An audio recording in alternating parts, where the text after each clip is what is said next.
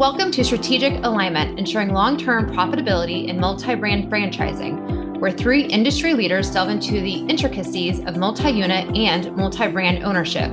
Join Jeff Bannon and Greg Sisa, succession planners at the Rawls Group, along with Nate Riordan, founder of West Coast Franchise Law, as they explore a wide range of topics, from franchise approval and crucial nuances to consider before finalizing business agreements, to business structures, exit transition strategies, and estate plans. This series covers it all. In the franchise world, the franchisor is not just a business partner, but also a key player in all your franchise ventures. Occasionally I'll meet somebody, client, sometimes just someone at a conference who's got an operation, and they'll say, it'll come up, are you thinking about selling? No, I'm not going to sell. I'm going to transfer the ownership and the operations to my son. In my inner monologue, I think, do you have a son other than the one I've already met? Because it seems like an unrealistic assumption that either your son is up to it or interested. But I never deal with that. And you guys must see that, I don't know about all the time, but at least once in a while. I'm just kind of curious, what do you do in your position when you're faced with that? It must happen.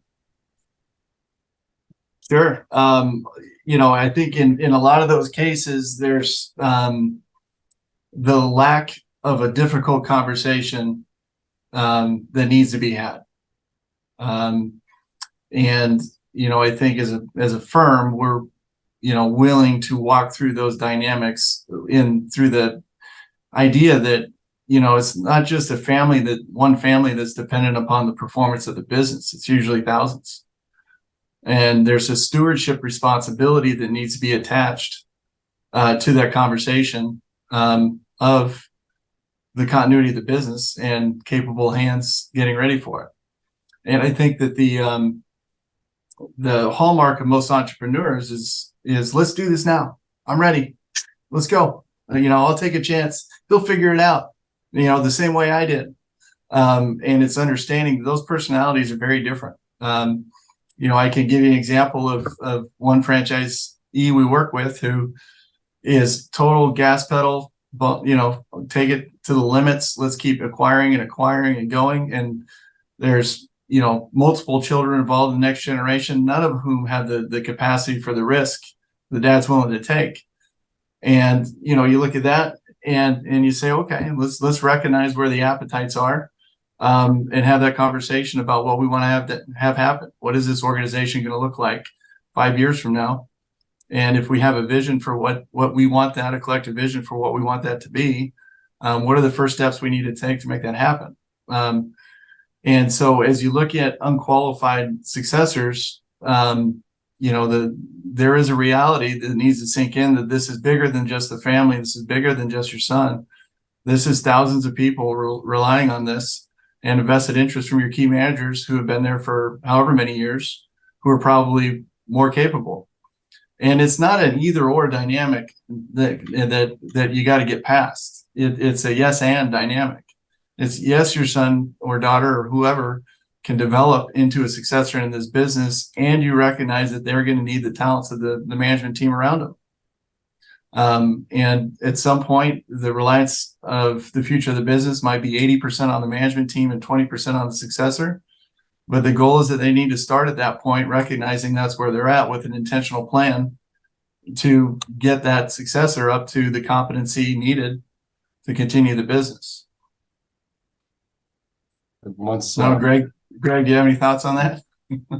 Yeah, well, I think setting expectations is very important too, because the role of the business owner that built up, portfolio of franchises versus the person that's coming in to run that, the scope of their work is very different, because you've had the owner build up this resume of businesses or this big portfolio. Now the next generation comes in and manages it and also can manage the growth. So the two are very different from each other. So there's an expectation within that deeper conversation that Jeff was referring to, where those roles have to be defined and they have to be understood that it's going to be a different generation of ownership coming in. Yeah, and I would add one more thing that a lot of times we tell our clients is that, look, you can give your family member a job, you can give them a title, you can give them a paycheck, but ultimately the franchisee can only be approved by the franchisor. I mean, at the end of the day, the franchisor is going to be the one that says, yeah, we're going to let you take this franchise and run with it, or we're not. So as much as mom or dad feel that, well, sure, we'll just give this to my son, their franchisor is going to have a final say. And part of the question is, through their lens, through the franchisor's lens, how prepared are we, or how prepared is my successor to meet the criteria the franchisor is going to put on? Because that's the litmus test at the end of the day. I could not agree more. I think you, as a franchise owner, should appreciate, or at least understand that the franchise system that you're in, if it's successful, the people that are in it aren't missing the fact that the person applying either is or is not qualified to be the named franchisee, the contact franchisee, whatever they dub it. And so we can throw around all the requirements for transfers, the fees for transfers, what do the franchise agreements say? But at the end of the day, it can't go anywhere that isn't approved. And so if you want to split up ownership and have a great plan for how you're going to, minimize taxes by rolling things over year after year, whatever you're going to do, it really does start with having qualifiable franchise heirs. And the other thing I'll say, which, in terms of first generation, second generation, I had this experience once, and I think I try to keep this in mind every time that I'm in a similar situation, which was sitting in a conference room with second generation talking about, I don't remember what, we were going to do something. And one of the siblings said something about, well, someone from the first generation thinks we should just da-da-da-da-da. And I said, well, that would have worked when I started working with you guys, but this is a much more complicated business now than it was. And they both, without any irony, like simultaneously went like this. Can you record that? Because I need to get that on, I need to send it on. It's true. The business is harder to run and more complicated than the first generation realizes. And you get someone who stepped away from the business when it was less than 100 units, and now it's more than 250, and it's different. It's a different thing, and it's a different world, and different employees, and a different age of people getting hired, and it's a little bit less about ownership transfer, a little bit more about just making sure that they're talking to each other about not just are you qualified, but what does it take to be qualified? What does it take to run this operation so that we can actually successfully transfer ownership? Yep.